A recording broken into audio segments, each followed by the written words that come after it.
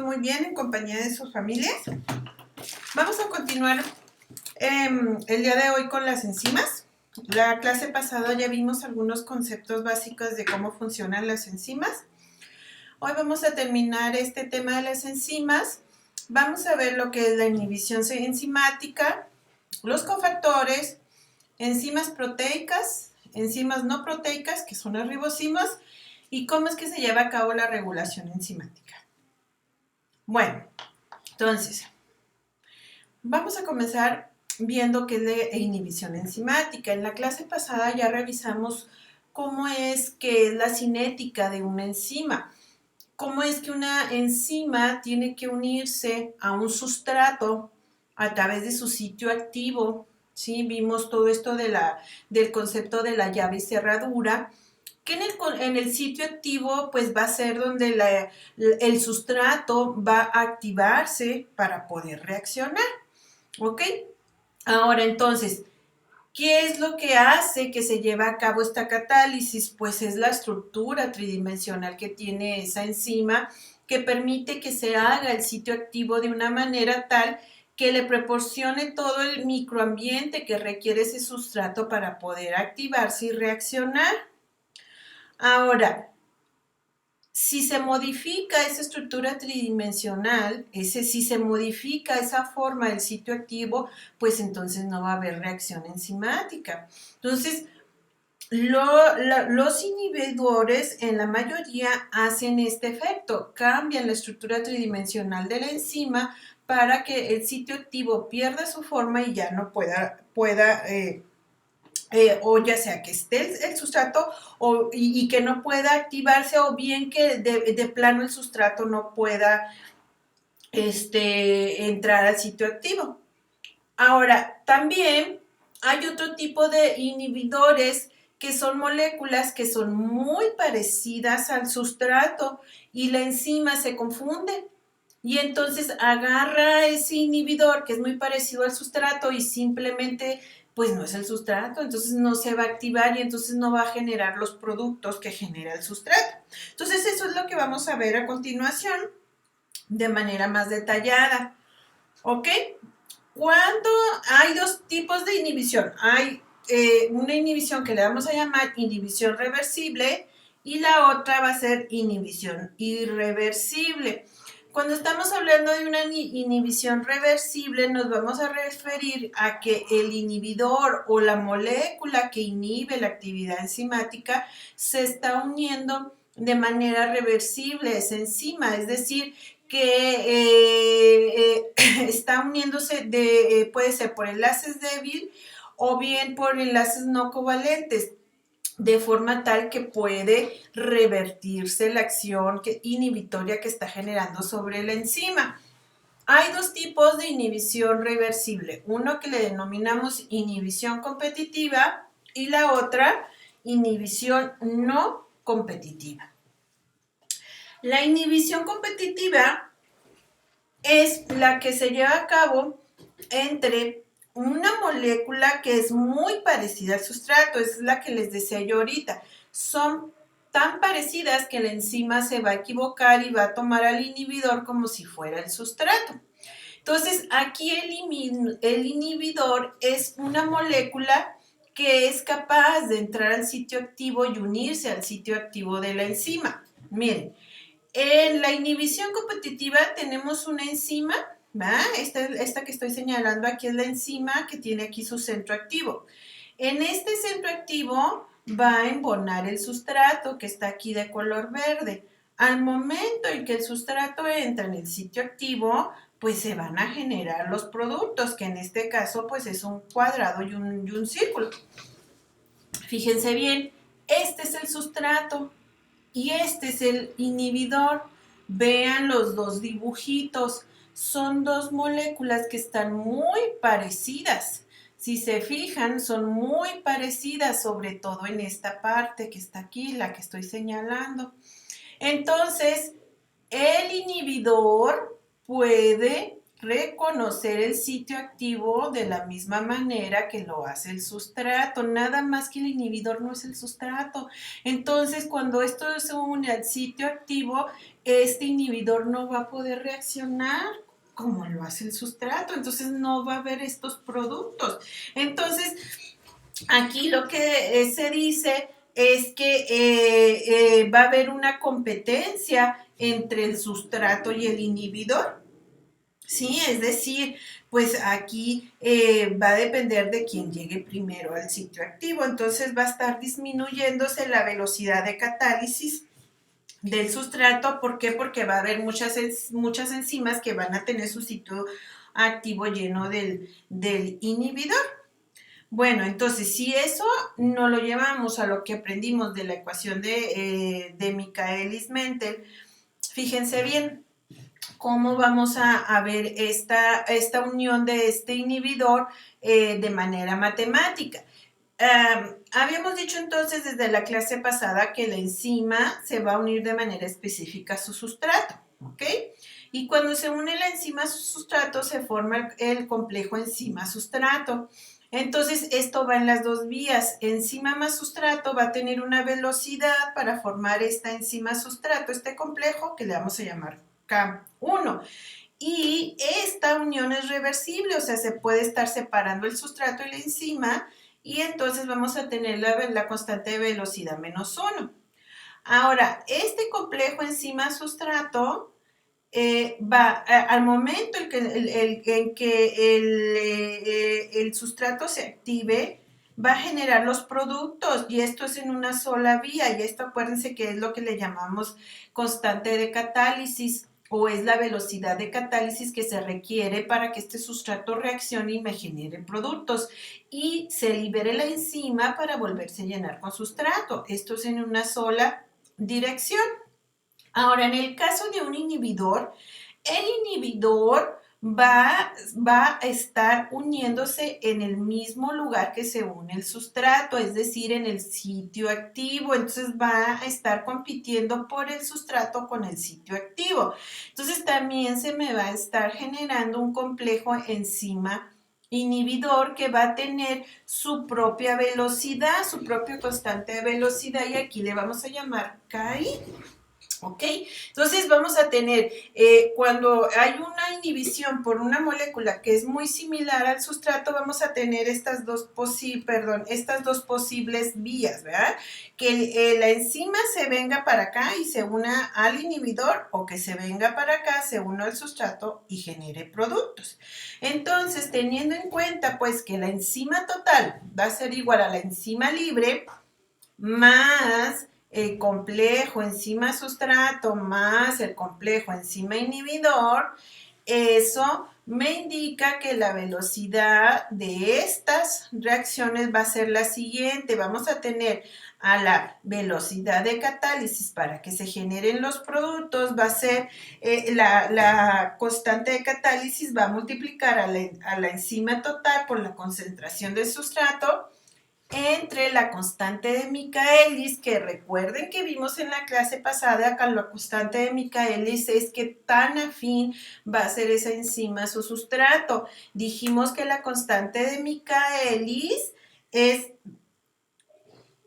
la cantidad de sustrato en donde la velocidad máxima está dividida por 2, ¿sí? Es velocidad máxima entre 2 es igual a constante de Michaelis. Entonces, la constante de Michaelis se mide en concentraciones iguales a las del sustrato, en concentraciones molares, ¿ok? Entonces, esta fórmula se puede reorganizar de la siguiente manera, de forma que nos queda que la velocidad va a ser igual a la velocidad máxima por la concentración del sustrato entre una constante de Michaelis aparente más la concentración del sustrato. ¿Cómo es esto? Fíjense bien. Esta línea, esto que estamos aquí es la gráfica de la ecuación de Michaelis-Menten. Fíjense bien, esta que está aquí, sí es igual que la que vimos en la clase pasada, pero esto que está aquí en azul es sin la presencia del inhibidor, o sea, esto es lo normal cuando hay puro sustrato. Cuando hay puro sustrato, vean, y se va por aquí, ¿ok? Entonces, vamos a llegar a un momento en que la enzima se va a saturar y a ese momento le vamos a llamar como un momento estacionario, ¿verdad? Entonces allí por más sustrato que se le eche, si la enzima ya está saturada, ya no va a haber más sustrato que reaccione.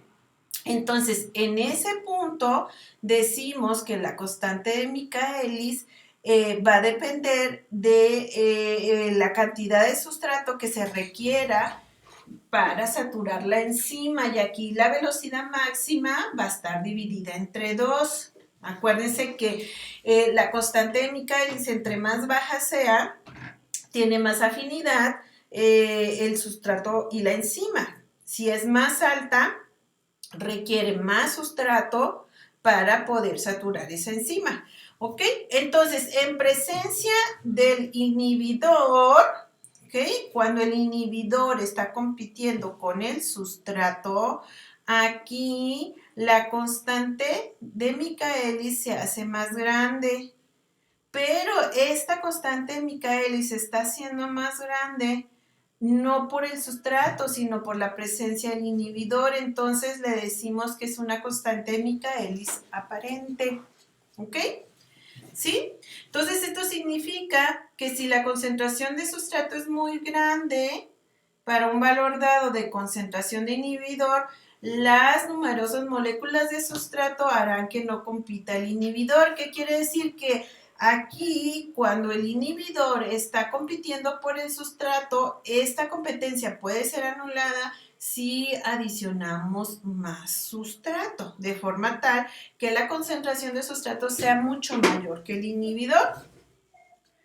Bueno, el otro tipo de inhibición reversible se llama inhibición... no, antes de entrar a eso, miren, este es un ejemplo de inhibición competitiva. Miren, las bacterias para poder sintetizar ácido fólico necesitan este metabolito que se llama PABA. PABA significa ácido paraminobenzoico. Fíjense cómo está la molécula del PABA. Las sulfamidas, las sulfas son antibióticos, y si ustedes comparan una molécula de sulfamida con la PABA, pues vean que son muy similares. Miren, aquí tenemos un amino, aquí está este rombito. Lo único que es diferente es esto. Entonces, la enzima que reconoce a PABA se confunde y utiliza estas sulfamidas, ¿sí? Si esto sucede, entonces se inhibe esa enzima que sintetiza ácido fólico. Por eso las sulfamidas son tan buenas para eliminar las bacterias. Cuando andamos enfermos nos recetan muy seguido este antibiótico, porque ¿qué es lo que hace? Que bloquea la acción de las enzimas para utilizar PABA, porque compite con el PABA. ¿Ok? Ahora, bueno, hay otro ejemplo también, por ejemplo, el ibuprofeno. El ibuprofeno inhibe las ciclooxigenasas, que ayuda a regenerar la respuesta inflamatoria. Son dos moléculas que son, el ibuprofeno es muy similar al sustrato que se une a las ciclooxigenasas, y entonces eso hace que se genere la respuesta inflamatoria. Bueno, ahora, el otro tipo de inhibición reversible es la inhibición no competitiva. Aquí es muy diferente a la inhibición competitiva que acabamos de ver, donde el inhibidor es muy semejante al sustrato. Aquí el inhibidor tiene una forma totalmente diferente al sustrato. Esta es la enzima, ¿ok? Aquí está su sitio activo. Pero el inhibidor puede unirse a otro lugar diferente al sitio activo en la enzima. Se une en un lugar diferente. Por ejemplo, aquí el sitio activo sigue estando presente. Ahora, cuando sucede esto, hay dos cosas que pueden ocurrir. Puede ser que se una aquí el inhibidor y esta unión haga que la enzima cambie en su estructura tridimensional y se pierda la estructura del sitio activo y ya no puede entrar el sustrato y entonces ya no hay reacción química. O bien puede ser que se una el inhibidor, pero y se siga manteniendo la estructura del sitio activo y entre el sustrato, pero el sustrato no reacciona de la manera adecuada porque pues no se puede llevar a cabo la catálisis porque sí, aunque sigue estando ahí el sitio activo, sí hubo un cambio en esa estructura que no permite que se active el sustrato. Entonces, en estos casos, tanto el sustrato como el inhibidor se pueden unir de forma simultánea a la enzima. ¿Ok? Entonces, eso nos da una representación matemática diferente. Fíjense bien, vamos a tener que sin el inhibidor pues tenemos lo que veíamos ahorita, enzima más sustrato, me forma enzima sustrato y esto me genera producto. Ahora, el inhibidor no va a competir con el sustrato, se va a unir a otro lugar de la enzima. Entonces, puede ser que se una a otro lugar de la enzima y cambie totalmente, ¿verdad? Y ya no se puede unir al sustrato, o bien el sitio activo continúe y pueda unirse también el sustrato. Entonces, aquí podemos tener un complejo enzima inhibidor sustrato. Y aquí, vean, estas uniones son reversibles. El inhibidor se puede soltar y puede dejar la enzima sustrato para que pueda generar productos. Entonces aquí cambia totalmente la visualización que tenemos de la constante de Michaelis. ¿Por qué? Porque la velocidad de máxima no se va a ver afectada porque el sustrato se va a unir a su sitio activo. Entonces la Km va a ser la misma, esté o no esté el inhibidor. Lo que sí va a suceder es que si está el inhibidor, pues esa enzima se va a saturar más rápidamente y lo que nos va a aparecer es una velocidad que le vamos a llamar velocidad máxima aparente. Y entonces aquí la velocidad se saca igual a la constante de catálisis aparente, porque también se va a ver modificada esa catálisis, ¿verdad? El sitio activo sí cambia, aunque esté ahí, y entonces el sustrato ya no se activa igual por la concentración de la enzima total, por la concentración del sustrato entre la constante de Michaelis más la concentración del sustrato. ¿Ok? Bueno, ahora, el otro tipo de inhibición que decimos que es irreversible, aquí sí, si el inhibidor se une a la enzima, ya no se va a quitar, se va a quedar unida a la enzima y entonces va a inactivar totalmente a la enzima y esa enzima ya nunca jamás va a volver a ser funcional. Entonces aquí sí el inhibidor se une de manera covalente a la enzima. Y una vez que se une a la enzima, pues ya la enzima queda inactivada por siempre. ¿Ok? ¿Qué tipos de inhibidores son así irreversibles? Pues muchos de los que conocemos como venenos o que son moléculas sintéticas, ¿no? Como el cianuro, el DFP. Miren, el cianuro, por ejemplo, ese cianuro se une a enzimas que tienen iones metálicos, ahorita los vamos a ver, a esos que tienen cofactores, y se une a esos iones, entonces ya cambia totalmente la conformación de la enzima y la inactiva. El FP, que es un fármaco sintético, muchos de estos son venenos que se utilizan como armas químicas. DFP se une a la acetilcolinesterasa. La acetilcolinesterasa es una enzima del sistema nervioso y que es necesaria para que se pueda dar el estímulo del movimiento. Entonces, ese inhibidor, cuando se une a la acetilcolinesterasa, pues deja a las personas inmóviles. El sarín también es otro gas tóxico que actúa igual que la DFP, se une a la acetilcolinesterasa la fisostigmina. También se une a la acetilcolinesterasa, el paratión. Ese yo creo que sí han oído de ese insecticida. ¿Ok? También se une a la acetilcolinesterasa, por eso es tan tóxico. ¿Ok? El TPCK, esta molécula sintética se une a la quimiotripsina. La quimiotripsina es una enzima digestiva que tenemos en el intestino y que la necesitamos para que pueda romper de lo que comemos, ¿verdad? Para que pueda romper las proteínas y podamos absorber los nutrientes. Entonces, si se llega a topar la quimiotripsina con TPC, este TPC se le une de manera irreversible y deja de funcionar. ¿Okay? Y la penicilina, ese es un antibiótico y ese inhibe las enzimas que sintetizan la pared celular de las bacterias. Y también se une de manera irreversible a esas enzimas. Bueno, aquí les voy a poner el ejemplo de la DFP, que bloquea la acetilcolinesterasa. Miren, esta que está aquí es la acetilcolinesterasa.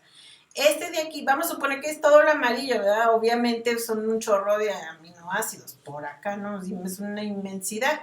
Pero vamos a suponer que todo lo amarillo es la enzima. Y aquí, esto que está aquí, esta hendidura, esto va a ser el sitio activo. Aquí en el sitio activo está una serina, ¿ok?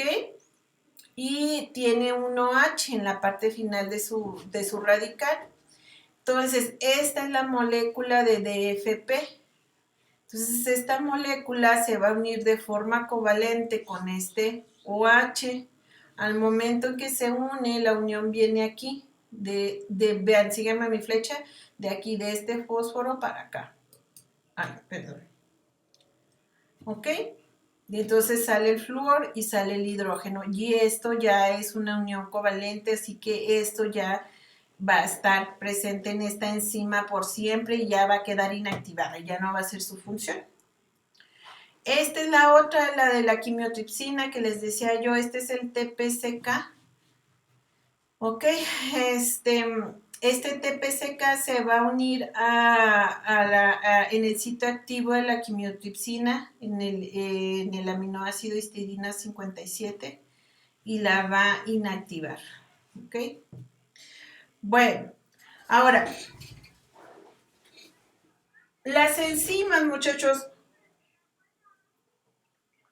la mayoría de las enzimas necesitan pequeñas moléculas para poder adquirir una forma tridimensional en el espacio que les permita presentar un sitio activo adecuado para un sustrato. A esas pequeñas moléculas que ayudan a que las enzimas adquieran esa forma tridimensional en el espacio, se les denomina cofactores. ¿Ok? Una enzima sin cofactor se le denomina como apoenzima. Y si no tiene el cofactor, no va a tener estructura tridimensional, entonces va a estar inactiva. Una vez que tienes el cofactor, se le va a denominar oleoenzima y ya va a estar activa. Ya su sitio activo va a estar así muy bonito, con una estructura tridimensional adecuada para que llegue el sustrato y se le una y se haga la reacción. Entonces, les decía que los cofactores son pequeñas moléculas. ¿Qué tipo de moléculas? Pues pueden ser de dos tipos. Pueden ser iones o coenzimas. Si son iones, decimos que son compuestos inorgánicos. Si son coenzimas, van a ser compuestos orgánicos. De los iones vamos a tener dos tipos de iones que pueden unirse a las enzimas. Los que se unen débilmente, a eso les vamos a llamar iones activadores, ¿ok? Y los que se unen fuertemente, esos van a ser iones que van a conformar, generalmente son metálicos y que generan lo que se llama metaloenzimas. Ahora, de las coenzimas, la mayoría viene de las vitaminas, ¿ok? O salen de las vitaminas. Y podemos tener dos tipos de coenzimas, lo que son los cosustratos, que se unen débilmente a la enzima y actúan como un cosustrato, es decir, entran al sitio activo junto con el sustrato y también se van a modificar. Y hay otros que se llaman grupos prostéticos que están unidos fuertemente. Vamos a verlos, ¿ok? Fíjense bien, los iones, ¿ok? ¿Cómo van a estar esto de que es un cofactor, es un ion? Fíjense bien, vamos a tener a la enzima. La enzima, cuando no tiene cofactor, la vamos a llamar apoenzima, ¿ok? Hay ocasiones en que requieren esta pequeña moleculita, este simple átomo, en este caso este magnesio, ¿verdad? Que se le una para cambiar de conformación tridimensional y que ya puede unirse el sustrato al sitio activo. Entonces, cuando ya está el cofactor unido a la enzima, a esto ya le vamos a llamar oleoenzima, ¿ok? Entonces, generalmente cuando los iones están unidos débilmente se les dice activadores y lo que hacen es que ayudan a que el sitio activo cambie de conformación y pueda entrar el sustrato. Hay otros que son metales catiónicos que se unen muy fuertemente a la enzima y a menudo son los que o los que llevan a cabo la reacción enzimática. ¿Ok? Aquí les pongo algunos ejemplos de iones que pueden actuar como cofactores. Está el fierro, que está en las enzimas citocromoxidasa y participa en funciones de oxidación, reducción. Está el cobre, el zinc, el manganeso, el cobalto, el níquel, el molibdeno, el valadio, el selenio, entre otros, ¿no? Aquí vienen algunos de los ejemplos de las enzimas a las cuales se pueden unir y la función que realiza. Fíjese, pues entonces dijimos, cuando es un ion activador, este ion activador lo único que va a hacer es que se va a unir al sitio activo y va a atraer al sustrato al sitio activo. Entonces, como que estimula la unión de ese sustrato al sitio activo, ¿ok? Generalmente es el potasio, el calcio o bien el magnesio. Los otros, los que conforman metaloenzimas, aquí se requiere forzosamente a ese elemento, a ese catión, porque va a participar en la reacción química. Los más comunes en las células son el hierro. El hierro, por ejemplo, el hierro conforma parte de la hemoglobina, ¿verdad? Como un grupo hemo, ¿no? Y también está el fierro en los citrocromos. Entonces es indispensable porque si no, no se lleva a cabo la reacción. El fierro, el zinc, el cobre y el cobalto. Ahora, estos son cationes, entonces tienen carga positiva, entonces van a traer electrones, ¿ok? Bueno, fíjense en aquí, miren, vamos a ver una metaloenzima, la anhidrasa carbónica. Esta metaloenzima tiene en su sitio activo unido el zinc, que está enlazado a 3 histidinas, ¿ok? Aquí tiene un OH, pero va a estar cargado positivamente, entonces va a tender a atraer electrones. Esta enzima, la anhidrasa carbónica, va a ser sensible al CO2. Entonces, cuando el CO2 entre a su sitio activo, aquí, el CO2 es el sustrato, como viene, trae los oxígenos que están cargados negativamente, fácilmente van a ser atraídos por el zinc. Y ahora, en presencia de agua, pues aquí fácilmente este OH se va a separar y se va a generar el bicarbonato. ¿Ok? Entonces, el zinc forma parte de la reacción. ¿Ok? Ahora, el otro grupo de cofactores, las coenzimas. Aquí son compuestos orgánicos y derivan, como les decía ahorita, de las vitaminas. La mayoría de las coenzimas actúan como moléculas que van a estar transfiriendo grupos. Algunas, por ejemplo, transfieren grupos fosfato, hay otras que transfieren electrones o donan electrones. Ahorita vamos a ver algunos ejemplos. Entonces, aquí las coenzimas actúan como un metabolito móvil que puede estar transfiriendo grupos. ¿Ok? Entonces dijimos que, que cuando esté la enzima que no esté unida a su cofactor, le vamos a llamar apoenzima y entonces va a estar inactiva. En este caso, al momento que se le une la coenzima hace que la enzima se active. Entonces esto ya le llamamos oloenzima. Cuando la enzima no tiene su cofactor, en este caso coenzima, el sustrato no puede entrar ni puede hacerse la reacción. Necesita entonces que esté aquí la coenzima para que entre el sustrato y la reacción química ocurra. ¿Ok? Bueno.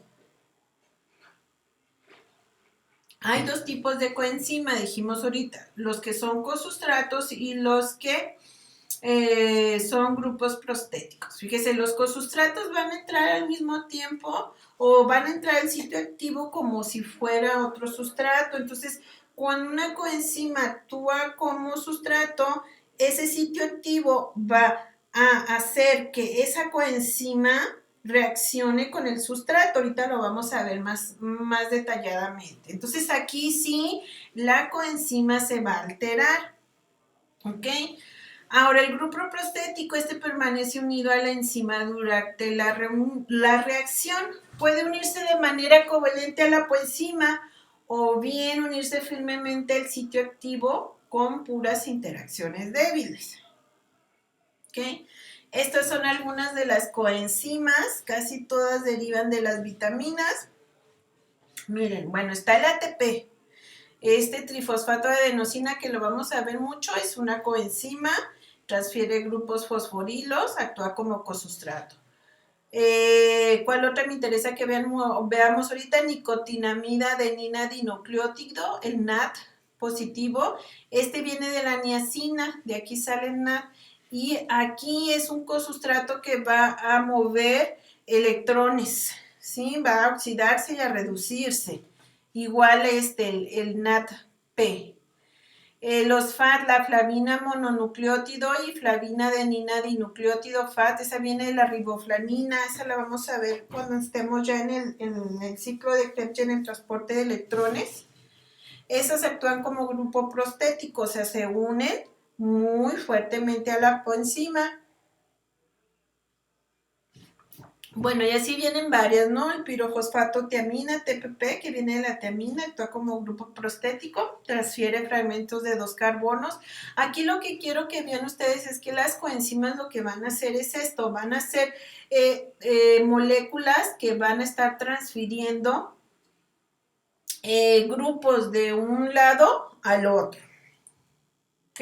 Bueno, aquí está el ATP, esta coenzima, que la vamos a ver mucho, por eso se las pongo desde ahorita. Es una adenina que está unida a un azúcar que es una pentosa que llamamos ribosa y que a su vez está unido a 3 fosfatos. Entonces, esta ATP, esta coenzima, lo que va a hacer es que va a estar transfiriendo grupos fosfato de un lugar al otro. O sea, va a estar fosforilando y desfosforilando. ¿Ok? El NAT, las coenzimas NAT. NAT positivo es el que llamamos nicotinamida adenina dinucleótido Y si tiene un fosfato, pues le llamamos fosfato de nicotinamina nucleótido. Miren, este NAD puede estar tanto de forma oxidada como de forma reducida. Vimos eso en las primeras clases. Recuerden que cuando va a estar una molécula oxidada, quiere decir que eliminó todos sus electrones y entonces está con más carga positiva. Entonces, aquí el NAD está con más carga positiva. Esto que estamos viendo aquí es la molécula del NAD. Miren, el NAD se compone de esto que llamamos monofosfato adenosina, ¿ok? Y de esto que está acá arriba, que es la nicotinamida mononucleótido. Este de aquí es lo que se oxida y se reduce. Si está oxidado, entonces quiere decir que eliminó todos los electrones y está con carga más. Ahora, si está reducida esta molécula aquí en la nicotinamida mononucleótido, quiere decir que aceptó electrones de otro lado y entonces va a estar más cargada de forma negativa. ¿Ok? Ahora, estas dos formas pueden ir de un lado al otro. Acuérdense, cuando una molécula está oxidada como el NAD, que va a ser un transportador, que va a estar moviendo estos electrones, si está oxidada, va a tender a reducirse. ¿Qué quiere decir eso? Que va a tender a captar los electrones de otro lado para reducirse. ¿Ok? Y si está reducida, ¿qué va a pasar? Va a tender a oxidarse, es decir, va a tender a aventar estos electrones para pasar a este estado. ¿Ok? Bueno, vamos a verlo ya un poquito más ejemplificado. Miren, esta sería la enzima. ¿Ok? Aquí estaría el sitio activo. ¿Ok? En este sitio activo tiene que entrar el sustrato de esta enzima y en este caso va a entrar la coenzima NAD+. La coenzima NAD+ va a estar cargada positivamente, entonces quiere decir que está oxidada. Y si está oxidada, como es un transportador de electrones, va a tender a reducirse, es decir, va a tender a captar electrones. Entonces va a entrar la NAD aquí, pero también va a entrar el sustrato, que el sustrato es un donador de electrones. Entonces, en el sitio activo se va a llevar a cabo la reacción, que quiere decir que aquí el sustrato le va a donar los electrones al NAD que estaba oxidado. ¿Para qué? Para que ese NAD se reduzca y ese sustrato se oxide. Este sustrato que se oxidó, pues ya va a ser el producto. El producto ya va a estar oxidado. Pero este NAD reducido no va a aguantar estos electrones aquí, va a tender a oxidarse. Entonces entra otra enzima como coenzima y ahora va a reaccionar con un sustrato que sea aceptor de electrones para poderle aventar los electrones y volver a llegar al estado oxidado. Aquí este sustrato ahora se redujo y ya se obtiene un producto diferente. Entonces, así es como participan las coenzimas, ¿sí? Moviendo moléculas de un lado al otro. ¿Ok? Bueno, ahora vamos a ver lo que son las enzimas. Bueno, antes de entrar a las enzimas alostéricas. Bueno, fíjense bien, ya hasta este punto, pues ya tenemos idea de cómo funcionan las enzimas, cómo funcionan, cómo está su sitio activo, cómo es la catálisis en ese sitio activo, cómo se inhibe esa misma catálisis. Y luego pues ya vimos los cofactores, cómo el cofactor pues va a ayudar a que la enzima pueda adquirir esta estructura tridimensional en el espacio y se pueda llevar a cabo esa reacción química. Ahora, hay dos tipos de enzimas, muchachos. Enzimas que son de naturaleza proteica y enzimas que son de naturaleza RNA. Si son enzimas de naturaleza proteica, ¿a qué nos estamos refiriendo? A una proteína, ¿sí? Que está conformada por aminoácidos. Acuérdense de sus clases de química orgánica. Un aminoácido más otro aminoácido más otro aminoácido más otro aminoácido me va a generar un polipéptido. Luego, si está más grande ese polipéptido, va a conformar una proteína que en el espacio va a adquirir una conformación, una estructura secundaria, alfa hélice o beta plegada. Y luego esto se va a estar torciendo más y me va a generar en el espacio una estructura terciaria, que ya es donde por un lado tenemos dominios, alfa hélice, lineales, beta plegadas, ¿ok? Ahora, hay enzimas que son conformadas nada más por una proteína, ¿ok? Y esta proteína tiene una estructura terciaria.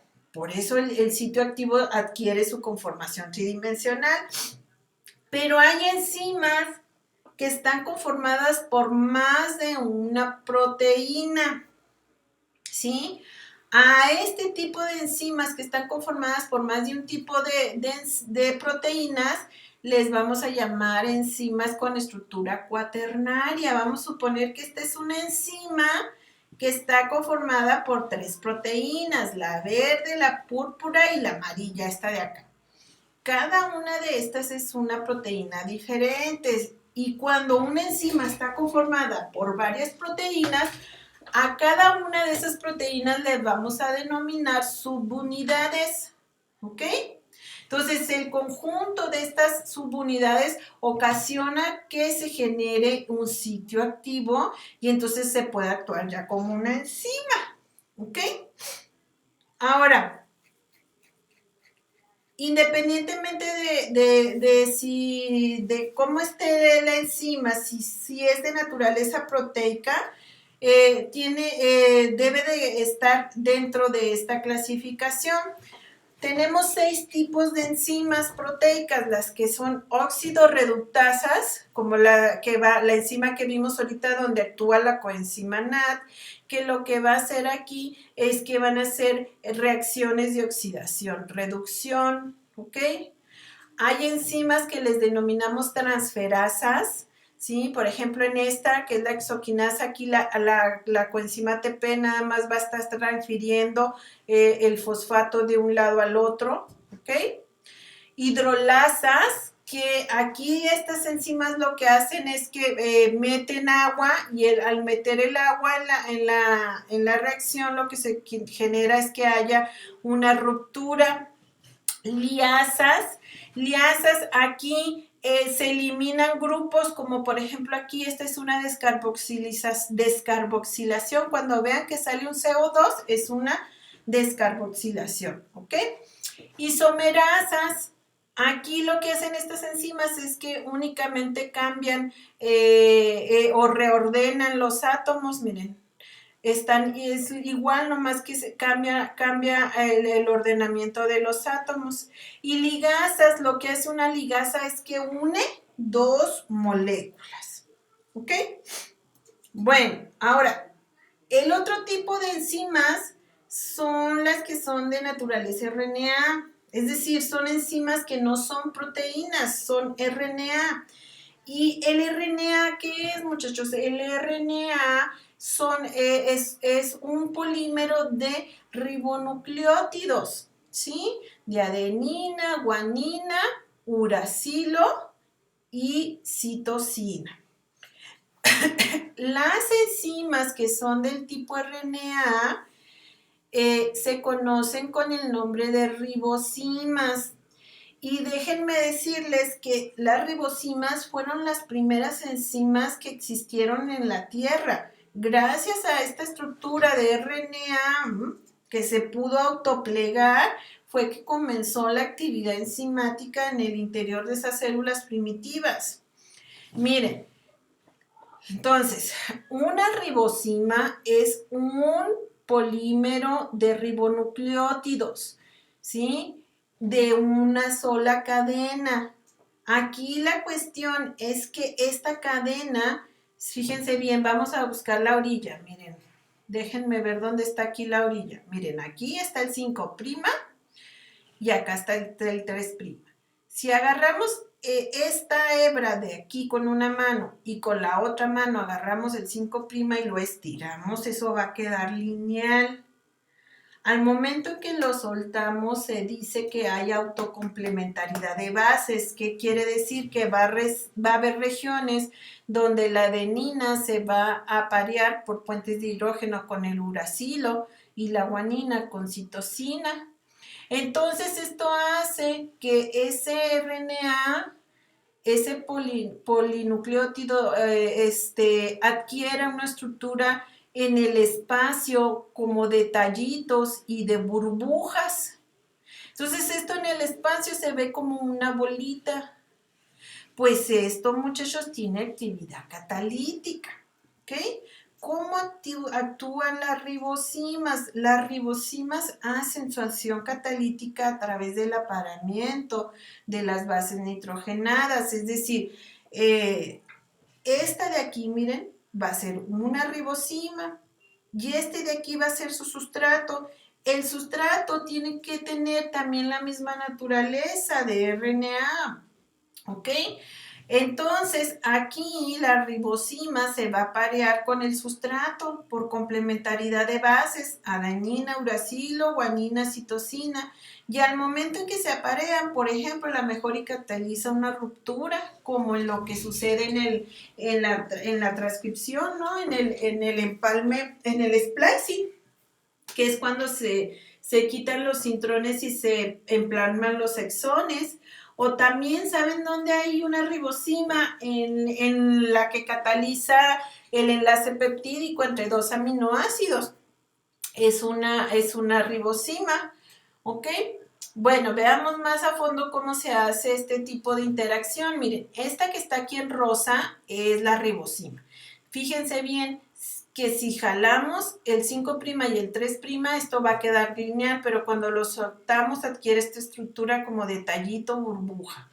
Entonces esta ribosima, ¿sí?, se va a unir por complementariedad de bases con su sustrato. Miren, aquí adenina, uracilo, citosina, guanina, guanina, citosina, uracilo, adenina, igual acá.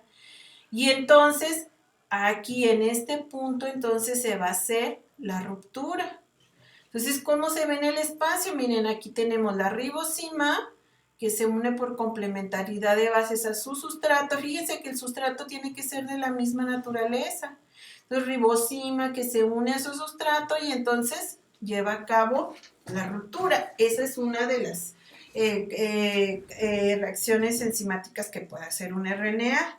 Ahora, las ribosimas, las podemos tener desde las más sencillitas, chiquitas, hasta las más complicadas, como esta que están viendo aquí, que es un RNA inmenso. Miren, aquí van 1300 bases. Entonces es grandísimos. Y en el espacio, cuando esto ya lo vemos, pues hacen una conformación de bolita que ya tiene una actividad enzimática. ¿Ok? Bueno. Ahora, independientemente de si es una enzima proteica o si es una enzima de tipo RNA, tiene que ser reguladas. Fíjense bien qué pasa. Vamos a entrar ahora sí al concepto de enzimas alostéricas. En una célula, muchachos, la célula trabaja muy similar a cómo se trabaja dentro de una maquila. ¿Cómo se trabaja en una maquila? En una maquila se trabaja a través de líneas de producción. Por ejemplo, esta foto que les estoy poniendo aquí, esta línea de producción se encarga de poner la tapadera de la tele. Y fíjense, aquí hay 1, 2, 3, 4, 5, 6 personas que están haciendo cada una de ellas algo diferente para terminar con una tele, con la tapa de la tele. Entonces vamos a suponer que en la célula así funcionan las enzimas. Cada una de estas personas va a ser una enzima y están haciendo una reacción específica. Ahora, fíjense bien, vamos a pensar que lo que está haciendo ella necesita mucho tiempo para hacerlo. y lo que hace él lo hace muy rápido.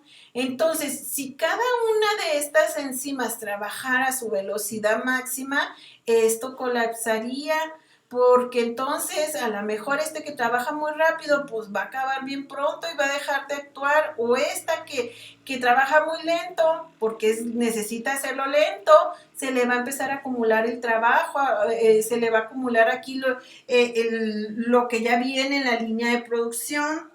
Entonces tiene que haber una regulación que vaya diciéndole a las personas, en este caso en una maquila, qué tan rápido tienen que ir trabajando. Si aquí ya hay mucho, entonces los de acá se tienen que esperar un ratito, ¿ok? Pues lo mismo, así trabaja una célula de la misma manera. Fíjense bien que el primer nivel en cómo se regula una reacción enzimática es a través de la concentración del sustrato. ¿Ok? A través de la concentración del producto y del sustrato. Bueno, sí. Si empieza a acumularse mucho producto, ¿ok? Este producto entonces va a indicar que la enzima ya no tiene que estar reaccionando tanto porque ya hay mucho producto. Entonces va a venir a bloquear esta reacción. A eso le llamamos control a nivel de sustrato, ¿ok? Entonces aquí si hay mucho producto, el producto se va a quedar unido en la enzima y entonces la enzima ya no va a estar reaccionando tanto con el sustrato. Ahora, eso está fácil, ¿verdad? Pero cuando tenemos este tipo de reacciones químicas donde lo que produce uno lo va a usar el otro, ¿sí? Por ejemplo, aquí miren, esta tele que viene de aquí va a pasar para acá, porque aquí ya le pusieron una cosa y aquí le van a poner otra y aquí le van a poner otra y aquí le van a poner otra. Bueno, pues en la célula también es así, ¿sí? En la célula tenemos que, por ejemplo, en esta línea de enzimática, tenemos el primer sustrato, es el A, que va a ser reconocido por la enzima 1. El producto que salga de esta reacción va a ser B, pero esto que fue producto de la enzima 1 va a ser sustrato de la enzima 2. Y entonces aquí va a salir el producto C, pero este producto C va a ser sustrato de la enzima 3. Sale el producto D, que va a ser sustrato de la enzima 4, y luego ya por último sale la E, que ya es la tele con la tapa, por así decirlo. Entonces, ¿cómo se regula en la célula el que no se empiecen a acumular los productos y que se empiecen a usar los sustratos? Eso se hace a través de lo que se conoce como retroacción negativa. Lo pueden encontrar en la literatura también como retroinhibición o bien como regulación negativa. Y esto sucede mucho, sobre todo en la forma en que actúan las hormonas. ¿Ok? El último, generalmente lo que sucede en una línea así de enzimática, que es como suceden casi todas las reacciones bioquímicas en el organismo, ¿verdad? Lo que genera de producto una enzima, lo usa la otra enzima como sustrato, es que el último producto lo que hace es que si ya se empieza a acumular mucho producto, entonces lo que hace es que viene y se une a la primera enzima para inhibirla y que se pare la producción, ¿ok? A esto es a lo que se le llama retroinhibición. Entonces el último producto actúa como un inhibidor que para la producción desde la primera reacción, ¿ok? Bueno, ahora, así está bien fácil también, ¿verdad? Cuando es una sola vía metabólica, pero hay veces que hay vías metabólicas que se cruzan.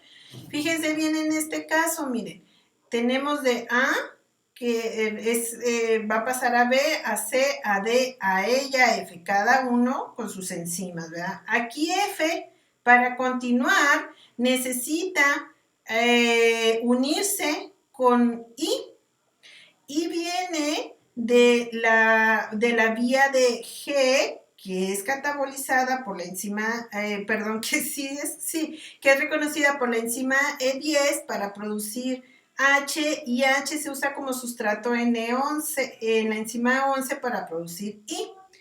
F y I se van a unir a través de la enzima E21 y van a generar J. Y J va a ser reconocida por E22 y va a generar K. Ahora, ¿cómo se puede regular esto? Vamos a suponer que F se empieza a producir mucho en esta vía. Pues lo más fácil que se hace es que F mismo pueda venir y regular aquí de forma negativa. O bien, desde acá, ¿verdad? Acá puede venirse hasta acá y regular. Pero, pues, ¿cómo se le hace para que las concentraciones de estas dos moléculas estén siempre en la misma proporción para que no se vea afectada la producción de estos dos productos? Pues lo que se hace es que en algunas veces los mismos productos pueden ser inhibidores de otras enzimas en otras vías metabólicas. Por ejemplo, aquí FBA puede, inhibidores o estimuladores, ¿verdad? Puede venir a estimular aquí esta vía para que se produzca más I y alcance las concentraciones de F. Y a lo mejor I puede venir y bloquear o activar a la enzima E1, que es de otra vía. Entonces, cuando las enzimas están en otras vías y son y vienen y son afectadas por otros inhibidores de otros lados, a esas enzimas les decimos enzimas aleostéricas. ¿Por qué? Porque son enzimas que tienen múltiples subunidades y tienen entonces múltiples sitios activos para poder reconocer diferentes sustratos. Bueno, ahora, la última manera en que se regulan las enzimas que vamos a ver el día de hoy es la temperatura y el pH. Fíjense bien, a medida que la temperatura aumenta, la actividad enzimática empieza a darse de mejor forma, ¿sí? Pero va a llegar a un punto en que la temperatura va a ser tan alta que esta actividad enzimática va a decaer bruscamente. Entonces, todas las enzimas tienen una temperatura óptima en la cual se alcanza su mejor actividad enzimática. Después de esa temperatura óptima, la actividad enzimática va a decaer bruscamente. ¿Por qué? Acuérdense que las enzimas, ya sean proteínas o bien sean enzimas de RNA, tienen esa estructura tridimensional a través de uniones débiles. Sí, si es en el caso de una enzima proteica, pues son enlaces débiles que se dan entre sus grupos radicales de los aminoácidos, o si es una enzima de RNA, pues van a ser enlaces débiles por puentes de hidrógeno entre las bases nitrogenadas. Entonces, cuando sube la temperatura, esos enlaces débiles se pierden y entonces esas enzimas tienden a linearizarse. Entonces, cuando la enzima tiene una estructura tridimensional, va a tener una forma específica. A eso le vamos a llamar enzima nativa. Cuando se empieza a aumentar la temperatura, que pasa de la temperatura óptima, estas moléculas tienden a linearizarse. Y a eso le llamamos desnaturalización. ¿Ok? Entonces, así desnaturalizadas, pues aquí ya en forma lineal, pues ya se perdió el sitio activo, entonces ya no se hace, no hay reacción enzimática. Entonces se inhiben por la temperatura. Ahora, pasa algo similar con el pH. El pH también es muy importante para la actividad de las enzimas. Aquí en el pH, recuérdense que vamos a estar viendo la cantidad de hidrógenos que están presentes, entonces también todas las enzimas tienen un pH óptimo. Por arriba de ese pH óptimo, pues empieza a decrecer la actividad de la enzima, ¿ok? Entonces, fíjense bien, ¿Por qué se altera la capacidad de la enzima con los cambios de pH? Porque estos pueden, las concentraciones de hidrógeno pueden afectar al estado de ionización, por ejemplo, de las cadenas de aminoácidos en los grupos radicales. Entonces, esto hace que se cambie la conformación del sitio activo. ¿Ok? Bueno, ya hasta aquí es la clase del día de hoy. Espero que les haya gustado y les deseo que tengan un muy buen día.